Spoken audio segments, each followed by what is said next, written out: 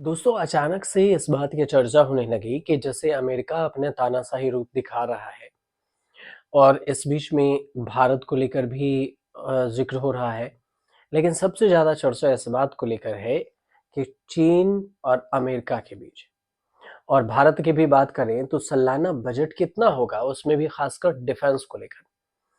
चीन ने अपने बयान में सालाना रक्षा बजट में 7.2% की बढ़ोतरी की और इस साल देखें तो 249 अरब डॉलर 1.78 ट्रिलियन हो गया।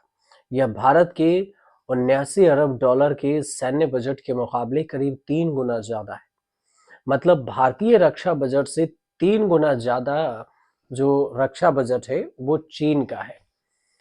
टाइम्स ऑफ इंडिया के एक एक्सपर्ट का मानना है कि चीन का वास्तविक डिफेंस खर्च उनकी तरफ से बताए गए खर्च से 40 से 50% ज्यादा है।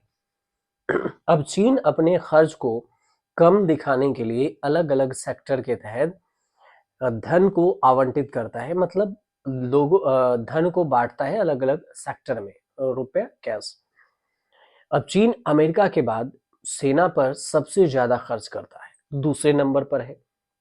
अमेरिका का रक्षा बजट 950 अरब डॉलर के करीब मानी जाती है, जो कि चीन के रक्षा बजट से 4 गुना ज्यादा है और भारत से 3 गुना ज्यादा। तो चीन का मकसद अभी से जो तय है वो ताइवान के मामले में बाहरी हस्तक्षेप को रोकना है।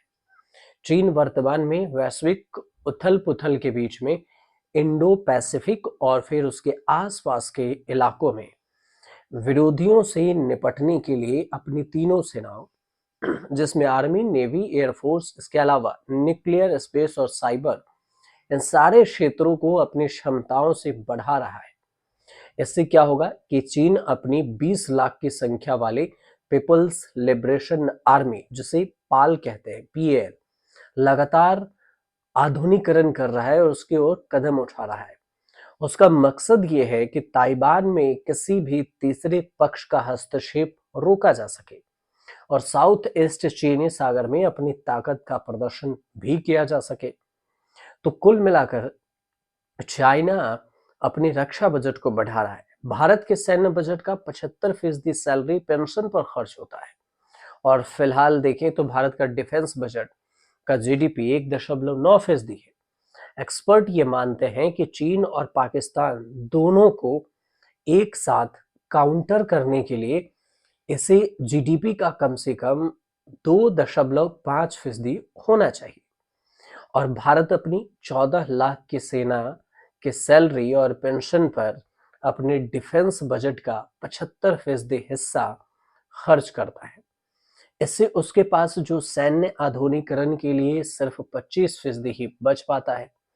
मतलब सेना के अपने रक्षा जो सामान है, आर्म्स है, खरीदने के लिए ज्यादा नहीं, जबकि पेंशन और उसे वो जो भी डिफेंस के बजट में जो आता है, रहने, सैलरी, इन सब पे ज्यादा भारतीय जो सरकार है वो देती है।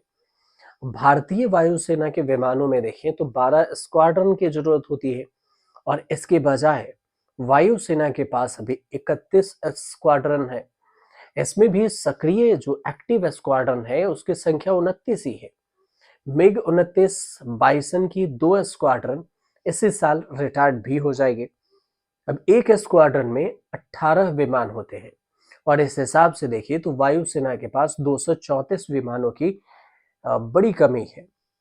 लेकिन चीन के पास कितना है? 600 से अधिक ऑपरेशनल न्यूक्लियर वार हेड। भारत की जो देखें तो स्वदेशी चौथी पीढ़ी के तेजस फाइटर जेट्स है, इसके प्रोडक्शन पर भी काम कर रहा है। और इसके अलावा देखें तो तेजस फाइटर है, इसके मुकाबले में चीन 5वीं जनरेशन के J-20 हेल्थ फाइटर जेट्स की तैनाती कर रही है और अब 6ठी जनरेशन की प्रोटोटाइप की ट्रांसपेरेंसी भी बता रही है। चीन किसी भी अन्य देश के मुकाबले अपने न्यूक्लियर जखीरा तेजी से बढ़ा रहा है और फिलहाल उसके पास 600 से ज्यादा ऑपरेशनल न्यूक्लियर वार हेड है। 2035 तक के जो अनुमान है ये संख्या 1000 पार कर सकती है वहीं पर चीन 370 से ज्यादा युद्धपोत पनडुब्बियों के साथ साथ दुनिया के सबसे बड़ी नौसेना होने का भी दावा करता है। तो अगर इस हिसाब से देखें तो भारत तीसरे नंबर पर, अमेरिका पहले नंबर पर और चीन दूसरे नंबर पर। चीन सीधे तौर से अमेरिका को टक्कर देने की तैयारी भी कर रहा है। अब देखिए, इस बीच में जो अमेरिका बार बार धमकी देता है टैरिफ टैक्स को लेकर, इस टैरिफ टैक्स को समझिए कि अगर टैरिफ टैक्स भी अगर बढ़ा देती है, अगर हम सेना की और इधर डिफेंस सिस्टम को हटाते हैं, तो टैरिफ वार कई देशों के बीच में छिड़ सकता है। टैरिफ वार क्या होता है, हमने आपको आपके लिए एक वीडियो बनाई थी, उस वीडियो को आप देख सकते हैं हमारे चैनल पर।